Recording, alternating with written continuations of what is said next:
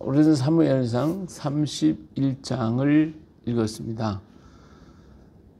사무엘상 31장은 사울의 죽음, 그의 아들들의 죽음, 참 비극적인 그런 장면을 여기서 보게 됩니다. 자, 블레셋과의 전쟁이 이제 본격적으로 시작이 됐습니다. 여기에서 이 전쟁에서 하나님은 다윗을 빼어들였고, 다윗은 그로 말미암아 시글락으로 가서 자기들의 식구들을 아말렉에서부터 구원하는 그러한 일들을 이루게 됐죠. 그러나 이 블레셋 사람들은 사울과 대치하면서 전쟁을 하게 됩니다. 이때 블레셋 사람들이 이스라엘을 치게 될 때에 이스라엘 사람들은 이 전쟁에서 패하여서 다 도망가기 시작을 했죠. 길보아 산에 흩어져 죽게 됩니다. 근데 블레셋 사람들이 사울과 그의 아들들을 추격해서 사울의 아들 요나단, 아비나답, 말기수아가 다 여기서 죽게 됩니다. 정말 안타깝죠. 좀 귀했던 아들 요나단도 여기서 이 전쟁터에서 죽게 되고, 다른 두 아들 또한 죽고, 사울은 패전했어요. 그런데 활 쏘는 자가 이렇게 활을 쏘았는데 그 활이 사울을 맞추게 됩니다. 중상을 입었어요. 그래서 도망을 가다가 더 이상 도망갈 만한 힘도 기력도 없고 이제는 잡히게 될 지경에 놓이게 됐죠. 그러니까 사울은 자기와 함께 있던 신하에게, 곁에 있는 신하에 나를 죽여라. 내가 블레셋 사람의 손에 의해서 잡혀가고 조롱당하고 멸시당하다가 죽는 것보다는 깨끗하게 죽는 게 낫다. 그래서 죽이라고 그랬지만, 무기 든 자가, 옆에 있던 자가 왕을 죽인다는 게 쉽지 않잖아요. 그러니까 못 죽이지 않으니까 사울이 자기 칼을 뽑아가지고 그 칼 위에 엎드러져서, 그래서 사울은 참 비극적인 운명을 맞이하게 되어집니다. 그래서 이날 그 사울의 세 아들과 무기든 자, 그리고 그의 신복들, 있던 사람들이 다 죽고 이 전쟁은 패하게 되고 말지요.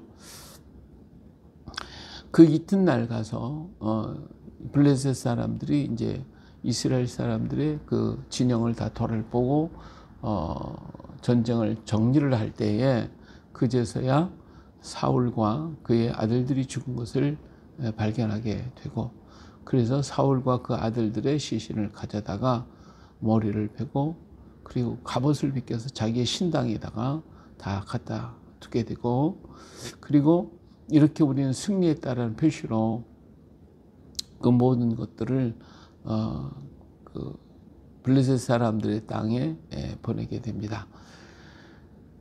그리고 사울의 갑옷은 아스다롯 신상이 있는 집에다 두고, 그 시체는 벳산 성벽에 못 박아서, 그래서 그게 매달아 놨죠. 정말 비극적인 이러한 사건이 터진 것입니다.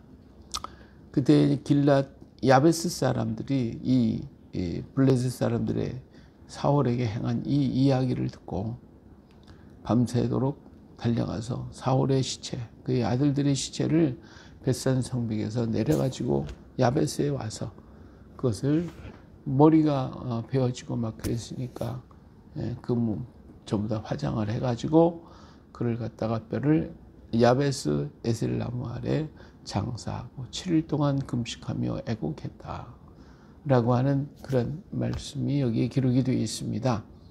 그래서 사무엘상은 참 비극으로 끝마치고 말지요. 백성들이 그렇게 원해서 선택했던 사울이 제비를 뽑아서 이렇게 사람 제비를 뽑아가지고 선택했던 사울이 그 가족의 몰락을 여기서 봅니다. 다 죽고 많은 그런 안타까운 모습. 그런가 하면 이것이 곧 이스라엘의 모습인 것을 우리는 또 여기서 볼 수가 있습니다. 자, 사울은 하나님의 말씀을 순종하고 그 말씀을 따라서 살았다고 하면 하나님은 사울을 더욱더 높여줬을 거예요. 처음에 그가 왕이 되었을 때는 아주 겸손했어요. 아버지 말씀을 잘 순종하고 따라서 며칠 동안을 잃어버린 나귀를 찾기 위해서 그렇게 헤매면서도 뭐 불평하거나 원망하는 게 아니라 아버지를 더 생각하고 아버지가 우리 때문에 걱정하겠구나 하는 이런 마음, 정말 아름다운 마음을 가졌던 사울이었어요. 그리고 선자에 찾아갈 때에도 겸손해서 그는 빈손으로 갈 수가 없지 않냐 그러면서 이렇게 아주 겸손했던 사람, 제비를 뽑아서 자기가 뽑히게 되니까 그는 보따리 속에 가서 숨어버리고 그러면서 자기를 드러내지 않으려고 했던 그런 사람.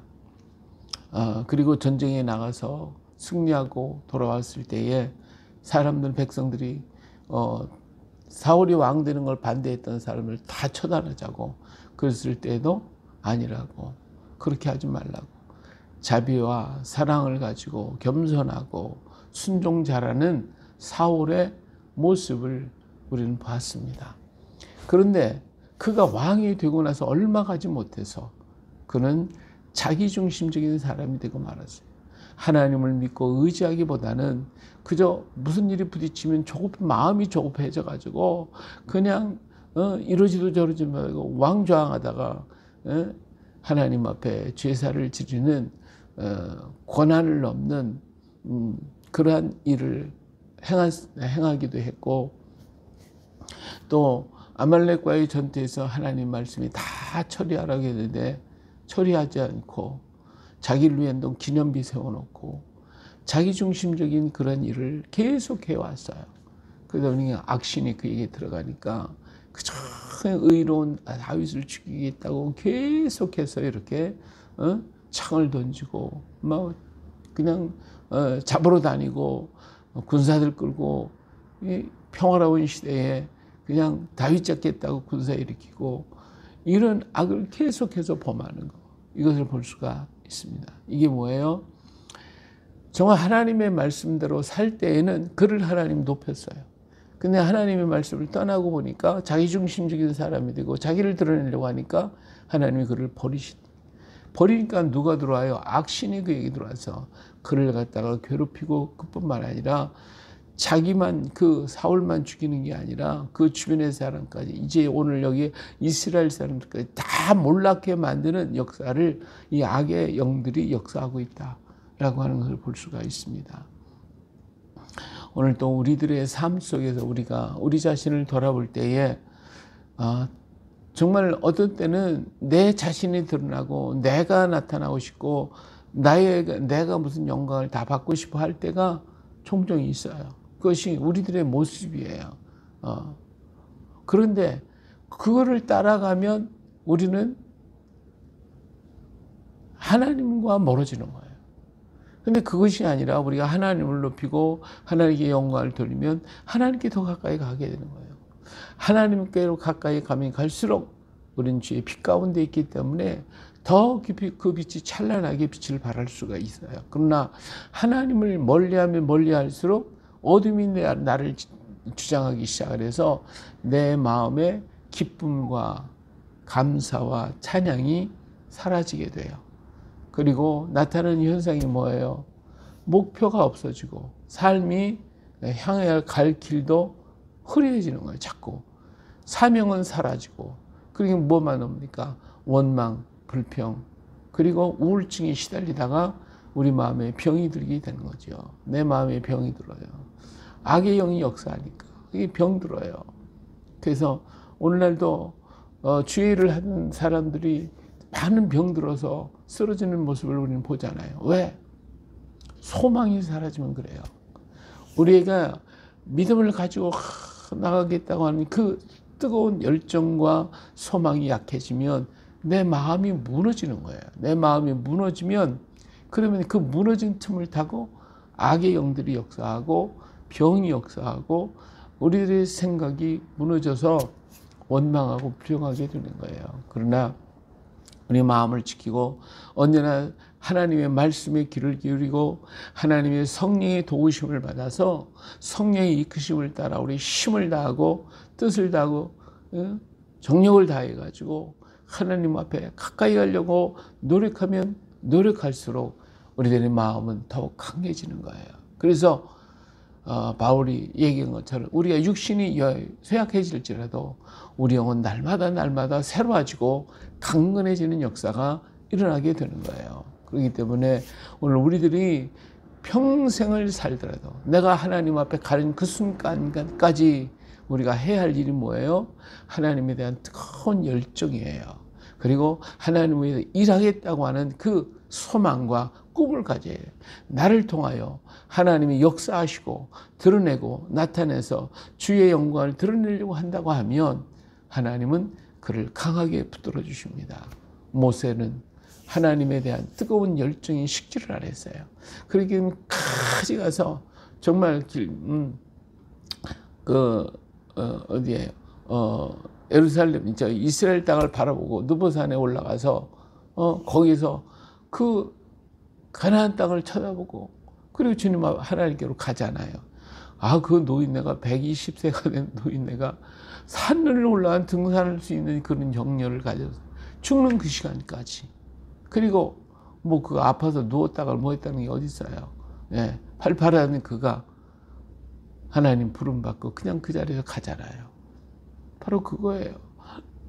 하나님의 역사를 마지막 순간까지 하려고 몸부림을 치면 하나님은 그를 강하게 붙들어 주시고 영역간에 강건케 해주신다는 사실을 우리는 기억해야 됩니다.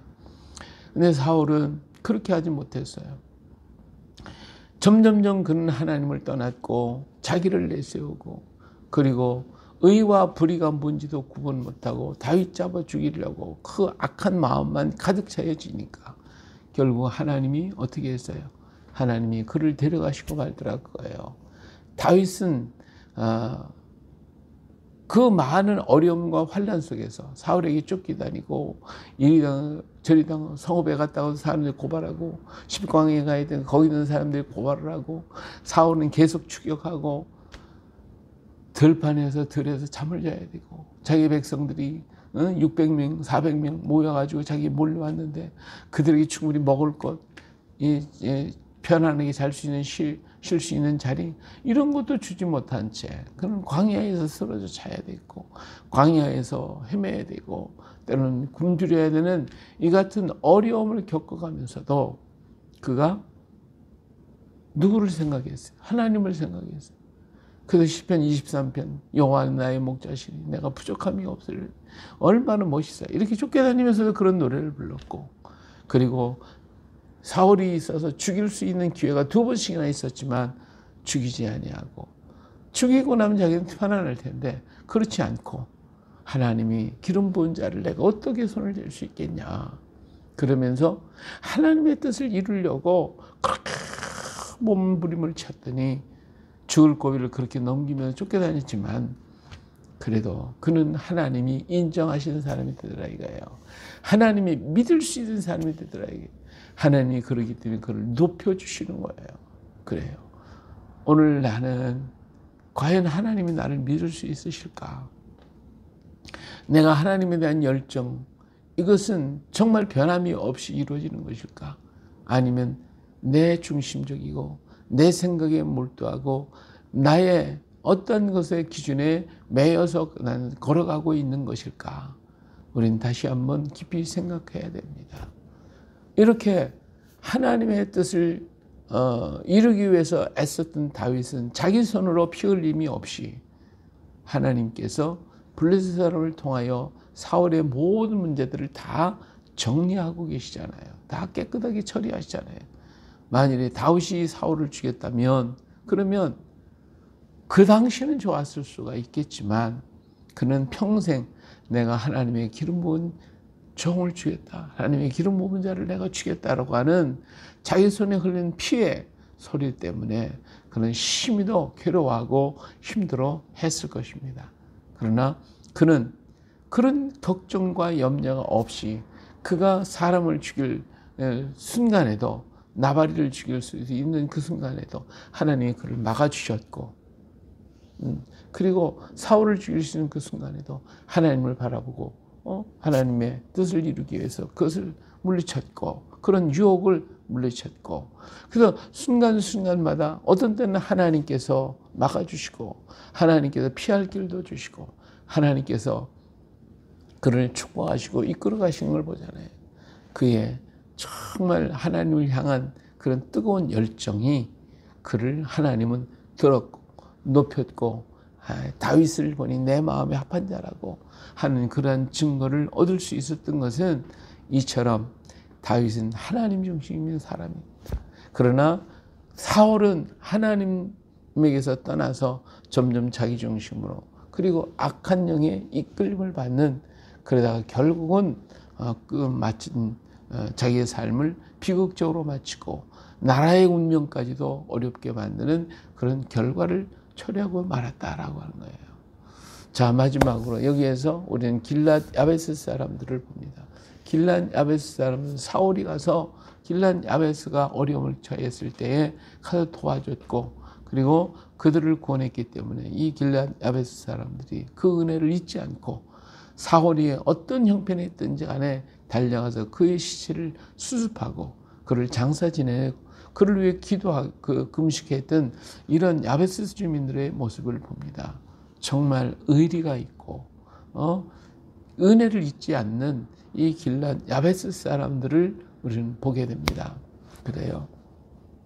오늘 우리는 받은 은혜를 원수로 갚을 때가 있고, 받은 은혜를 잊어버리고 행할 때도 많습니다. 우리들의 삶을 한번 돌아보세요. 전부 다 돌아보면 다 은혜가 아닐 수가 없어요. 저는 하나님이 인도하신 하나님의 은혜일 뿐만 아니라, 오늘 우리를 주변에서, 내 주변에 있는 수없이 많은 사람들이 그때그때마다 나를 도왔고 나를 밀어줬고 나를 붙잡아 주셨기 때문에 그렇게 우리가 사는 거예요. 물론 그들을 하나님께서 어떤 감동을 줘서 그런 일을 할 수도 있지만 그러나 우리는 그 사람에 대해서도 우리는 잊어서는 안 되겠죠.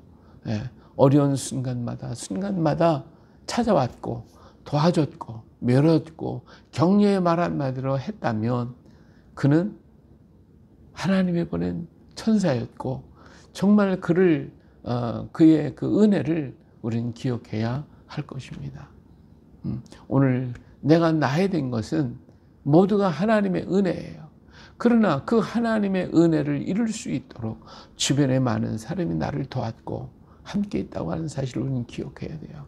그것을 내가 잊어버렸고 잘 알지 못한다 하더라도 내 주변의 사람이 얼마나 아름답고 사랑스럽고 귀합니까? 한 사람이 모두가 다 나를 위해서 존재했고, 나를 밀어줬고, 나를 위해 기도했고, 나를 붙들어 주고, 나에게 말 한마디라도 좋은 말을 했던 사람들이에요. 어떤 때는 나를 사울처럼 대적하는 그런 사람도 있었겠지요. 그러나 그 사람들로 인하여 나는 성숙되어진 거예요. 내가 더 다른 길로 가서 다른 것을 바라보고 다른 것을 익힐 수 있게 된 거예요.